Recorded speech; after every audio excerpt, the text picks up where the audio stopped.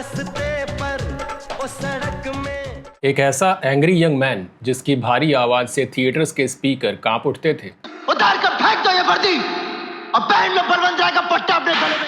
जिसके 2.5 किलो के हाथ ने एक पूरे दशक तक बॉक्स ऑफिस को अपनी मुट्ठी में दबा कर रखा। जब ये 2.5 किलो का हाथ किसी पर पड़ता है ना, तो आदमी उठता नहीं, उठ जाता है। और जिसके हैंडपंप उखाड़ने पर पूरा हिंदुस्तान अपनी सीटों पर खड़ा होकर तालियां बजाता था। अशरफ अली, अशरफ अली। आपका पाकिस्तान जिंदाबाद है, इसे हमें कोई इतराज नहीं, लेकिन हमारा हिंदुस्तान जिंदाबाद था, जिंदाबाद है और जिंदाबाद रहेगा। लेकिन क्या आप जानते हैं कि 90 के दशक का ये सबसे बड़ा और खूंखार सुपरस्टार सिनेमा की दुनिया से अचानक ऐसे गायब हो गया जैसे किसी ने इसे मिटा ही दिया हो। तारीख पर तारीख, तारीख पर तारीख, तारीख पर तारीख, तारीख पर तारीख मिलती रही है, लेकिन इंसाफ नहीं मिला मिलोड। क्या आप यकीन करेंगे कि गदर और बॉर्डर जैसी ऐतिहासिक ब्लॉकबस्टर फिल्में देने वाले ये दिग्गज एक्टर एक ऐसे खौफनाक दौर से गुजरे जहां इन्हें अपनी ही इज्जत बचाने के लिए बी ग्रेड और 3rd क्लास फिल्मों का सहारा लेना पड़ा। चिल्लाओ मत इंस्पेक्टर, ये देवा की अदालत है और मेरी अदालत में अपराधियों को ऊंचा बोलने की इजाजत नहीं। आखिर ऐसा क्या हुआ कि जिस इंसान के नाम से कभी प्रोड्यूसर्स की लाइनें लगती थीं, उसे बॉलीवुड ने आउटडेटेड और इररिलेवेंट कहकर इंडस्ट्री से बाहर कर दिया। अगर सातों एक पाप के हैं तो रख, नहीं तो कसम गंगा मैया की घर में घुस कर मारूंगा, सातों को साथ मारूंगा, एक साथ मारूंगा। कैसे ये एक्टर अपने ही माचो मैन और ईगो वाली अपनी उस एक्शन इमेज के नीचे घुट घुट कर मरते रहे, और क्या गदर 2 की उस 450 करोड़ की कमाई ने इनके पुराने रुतबे को सच में वापस लौटाया या फिर वो महज एक नॉस्टैल्जिया का तुक्का था। हिंदुस्तान मुसलमानों का है, हिंदुस्तान क्रिश्चियनों का है, सिखों का है, हिंदुओं का है, और इन सब ने मिलकर आजादी की लड़ाई लड़ी है। और सबसे बड़ा सवाल कि क्या नवंबर 2026 में आ रही मेगा बजट फिल्म रामायण में हनुमान जी का किरदार इनका डूबता करियर बचाने की एक आखिरी कोशिश है?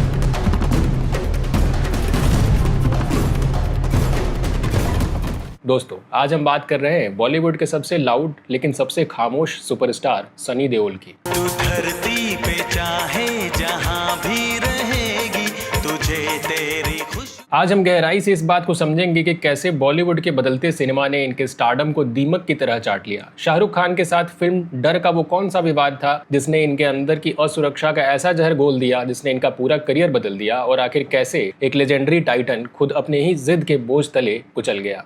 अगर इस चौखट पर बारात आई तो डोली की जगह उनकी अर्थियां उठेगी, और सबसे पहले अर्थी उसकी उठेगी जिसके सर पर सहरा होगा। लाशें बिछा दूंगा, लाशें। इस खामोश पतन को समझने के लिए हमें सबसे पहले उस तूफान को समझना होगा जो इन्होंने 80 और 90 के दशक में खड़ा किया था। साल 1983 में जब इनकी पहली फिल्म बेताब रिलीज हुई तो ये बॉलीवुड में सिर्फ एक नया चेहरा नहीं थे, बल्कि एक बिल्कुल नई आंधी थे। जब हम जवान होंगे, जाने कहां होंगे। उस दौर में जहां ऋषि कपूर और कुमार गौरव जैसे एक्टर्स रोमांस और चॉकलेटी इमेज के लिए हिट हो रहे थे, वहीं सनी देओल ने अपने लिए एक खुरदरा और आक्रामक रास्ता चुना। ये गीदड़ भपकियां किसी और को देना बलवंत राय। अगर मेरे भाई को कुछ हुआ तो मैं तेरा वो हश्र करूंगा कि तुझे अपने पैदा होने पर अफसोस होगा। लेकिन इनका असली अवतार दुनिया के सामने तब आया जब अर्जुन और फिर 1990 में घायल रिलीज हुई।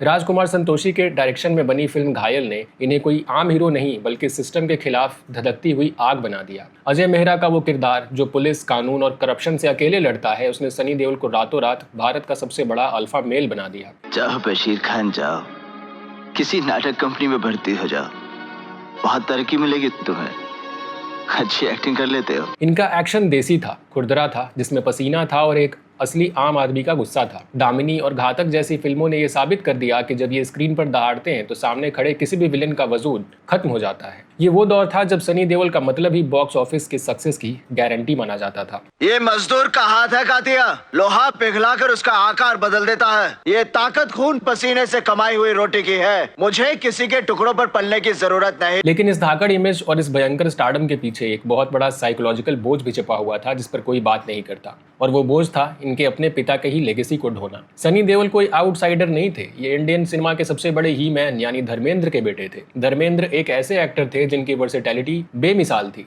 वो शोले में एक्शन कर सकते थे, चुपके चुपके में शानदार कॉमेडी कर सकते थे और अनुपमा में एक बेहद शांत और रोमांटिक प्रेमी भी बन सकते थे। उनकी आंखों में नेचुरल चार्म और अट्रैक्शन था। लेकिन जब सनी देओल ने इंडस्ट्री में कदम रखा तो इन पर अपने पिता जैसा वर्सेटाइल बनने का भयंकर दबाव था और यहीं से सनी देओल ने एक अलग रास्ता चुना। इन्होंने चार्म की जगह गुस्से को अपना हथियार बना लिया। आज के बाद तेरी हर सांस के पीछे मैं मौत बनकर खड़ा हूँ। इंडस्ट्री के क्रिटिक्स मानते हैं कि धर्मेंद्र हीरो थे लेकिन सनी देओल सिर्फ एक रिएक्शन थे। सनी देओल के पास अपने पिता जैसी कॉमिक टाइमिंग नहीं थी, इनके पास रोमांटिक गहराई भी नहीं थी। अपनी इस कमजोरी को छिपाने के लिए इन्होंने अपनी आवाज और अपनी शारीरिक ताकत को ही अपना शील्ड बना लिया। ये कभी उस एंग्री यंग मैन के सांचे से बाहर निकलने की हिम्मत ही नहीं जुटा सके, क्योंकि इन्हें डर था कि अगर इन्होंने अपनी मुट्ठी खोली तो लोग इनकी तुलना तुरंत इनके पिता के चार्म से करने लगेंगे। आज से जंग शुरू होती है।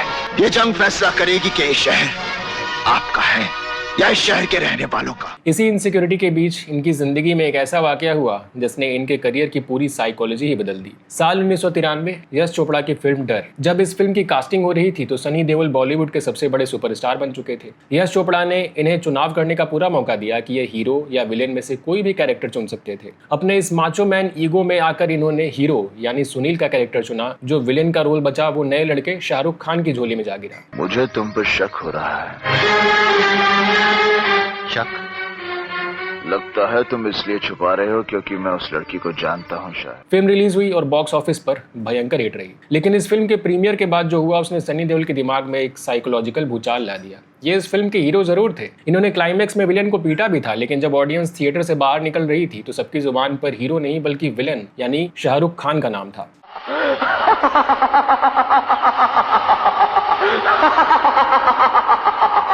पूरी इंडस्ट्री, मीडिया और जनता ने शाहरुख खान को सर आंखों पर बिठा लिया और सनी देओल को पूरी तरह से साइडलाइन कर दिया गया। सनी को लगा कि यश चोपड़ा ने इनके साथ बहुत बड़ा धोखा किया है। सेट पर विलेन के किरदार को जानबूझकर ज्यादा मजबूत और सिंपैथेटिक बनाया गया ताकि हीरो की अहमियत कम हो जाए। ये गुस्सा इस कदर हावी हो गया कि फिल्म के सेट पर इन्होंने गुस्से में एक दिन अपनी ही पैंट की जेबों में हाथ डालकर उन्हें इतनी जोर से फाड़ दिया कि वो पैंट इनके घुटनों तक आ गया।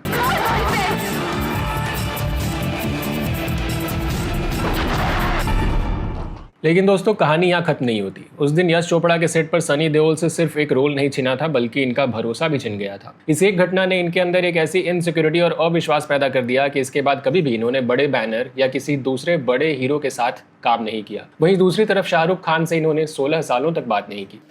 झगड़े वगड़े तो होते रहते हैं, साथ में समझौता भी हो जाता है। नाराजगी आपकी उनसे थी या डायरेक्टर से थी? ऐसी कोई नाराजगी मीन्स उस वक्त जो भी था सो हो गया, वक्त गुजर गया है। लेकिन ये ईगो सिर्फ एक मुखौटा था, असली सच था इनका डर, शायद अपना स्टारडम खोने का डर। और इसी डर ने इन्हें हमेशा डिफेंसिव मोड में रखा। ये सेट पर हर चीज कंट्रोल करने लगे क्योंकि इन्हें डर था कि अगर इन्होंने कंट्रोल छोड़ दिया तो कोई दूसरा एक्टर या फिर कोई दूसरा नया लड़का आकर के इन्हें फिर से साइडलाइन कर देगा। जितनी ऊंची इनकी आवाज थी उतना ही गहरा इनका डर भी हो गया। अपनी आंखें खोल और गौर से देख तू कहां और किसके सामने खड़ा है।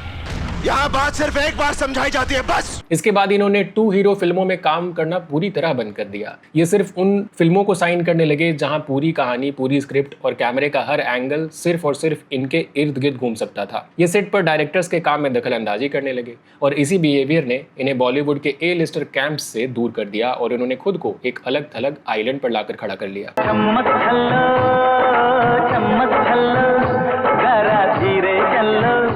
लेकिन यश चोपड़ा के कैंप से कटने के बाद इन्होंने अपने गुस्से और अपनी लाउड आवाज को एक नए जॉनर में तब्दील कर दिया, देशभक्ति। साल 1997 में आई फिल्म बॉर्डर ने इनके करियर को एक नई ऑक्सीजन दी और फिर साल 2001 में आया वो ऐतिहासिक बवंडर जिसे दुनिया गदर एक प्रेम कथा के नाम से जानती है। तारा सिंह के किरदार ने बॉक्स ऑफिस के वो रिकॉर्ड्स बनाए जिनकी आज के दौर में कल्पना भी नहीं की जा सकती। उस दौर में 130 करोड़ रुपए की ऐतिहासिक कमाई ने सनी देओल को एक बार फिर से बॉलीवुड का निर्विवादित बादशाह बना दिया। मुसाफिर जाने वाले नहीं फिर आने वाले। लेकिन दोस्तों गदर की वो मॉन्स्टर सक्सेस ही असल में इनके पतन की सबसे बड़ी और सबसे खौफनाक वजह भी बनी। तारा सिंह का वो किरदार, पाकिस्तान में घुसकर उखाड़ा गया वो हैंडपंप और वो लाउड देशभक्ति, ये सब इनके लिए एक गोल्डन केज यानी सोने का पिंजरा बन गया। गदर के बाद इंडस्ट्री के हर प्रोड्यूसर को लगा कि सनी देओल का मतलब सिर्फ चिल्लाना, पाकिस्तान को गालियां देना और गदर जैसी लाउड एक्शन फिल्में करना ही है। प्रोड्यूसर्स इनके पास सिर्फ ऐसी स्क्रिप्ट्स लेकर आने लगे जिनमें इन्हें सिर्फ दहाड़ना था और गोलियां चलानी थी। ये एक ऐसा ऑडियंस एक्सपेक्टेशन ट्रैप था जिसमें ये बुरी तरह फंस गए और सबसे बड़ी ट्रेजेडी ये रही कि सनी देओल खुद भी इसी भ्रम में जीने लगे। चाहे हमें एक वक्त की रोटी ना मिले बदन पे कपड़े ना हो, सर पे छत ना हो, लेकिन जब देश की आन की बात आती है तब हम जान की बाजी लगा देते हैं। और ये बात हम तुम्हें कितनी बार बता चुके हैं, 65, 71 और कारगिल में भी। लेकिन जरा उस दौर के दूसरे दिग्गज एक्टर्स को देखिए। जब सदी के महानायक अमिताभ बच्चन को लगा कि उनका एंग्री यंग मैन का चोला आउटडेटेड हो रहा है, तो उन्होंने मोहब्बतें में एक सख्त लेकिन शांत प्रिंसिपल का किरदार निभाकर अपनी इमेज को पूरी तरह बदल लिया। आमिर खान ने लगान जैसी रिस्की फिल्म बनाकर बॉलीवुड का ग्रामर ही चेंज कर दिया। लेकिन दूसरी तरफ सनी देओल थे। जब बाकी एक्टर्स अपनी इमेज तोड़ रहे थे, तब सनी देओल उसे बचाने में लगे थे। इन्होंने अपने उस माचो मैन ईगो को अपना सबसे बड़ा हथियार मान लिया, बिना ये जाने कि वही हथियार अब इनकी खुद की गर्दन काटने वाला है। जितनी तुम्हारी प्रॉपर्टी है ना, उतनी जगह पर सिर्फ हमारे घोड़े पलते हैं। और यहीं से तस्वीर बदलती है और शुरू होता है वो खौफनाक दौर जिसे हम सनी देओल का साइलेंट डाउनफॉल भी कह सकते हैं। 2000 के दशक में इंडियन सिनेमा पूरी तरह से करवट बदल रहा था। देश भर में सिंगल स्क्रीन थिएटर्स टूट रहे थे और उनकी जगह चमचमाते हुए मल्टीप्लेक्स ले रहे थे। और ये सिर्फ सिनेमा घरों का बदलना नहीं था, ये एक सिस्टम चेंज था। मल्टीप्लेक्स में बैठी अर्बन ऑडियंस को अब लाउड चीख पुकार और ओवर द टॉप एक्शन नहीं चाहिए था, उन्हें कॉन्टेंट ड्रिवन सिनेमा चाहिए था। जहाँ एक तरफ आमिर खान दिल चाहता है जैसी मॉडर्न फिल्में कर रहे थे, शाहरुख खान स्वदेश और कल हो ना हो में एक्सपेरिमेंट कर रहे थे और ऋतिक रोशन हॉलीवुड लेवल का एक्शन ला रहे थे, वहीं सनी देओल उस लाउड देशभक्ति की कैसेट को बार बार रिवाइंड करके बजा रहे थे। माँ तुझे सलाम, इंडियन, चैंपियन, जाल, हीरो, ये सब फिल्में सिर्फ गदर की एक सस्ती और लाउड कॉपी थी। हमारे कश्मीर को हिंदुस्तान से अलग करेगा।